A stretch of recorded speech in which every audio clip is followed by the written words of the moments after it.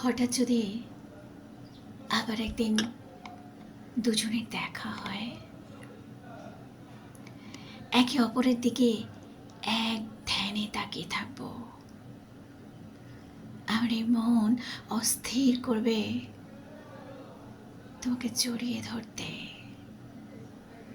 তোমাকে দেখে আমার হৃদস্পন্দন আবার দ্বিগুণ হয়ে যাবে।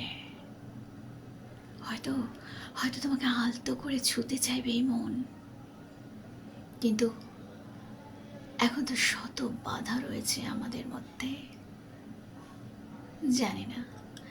জানি না তোমার মনে তখন কি চলবে।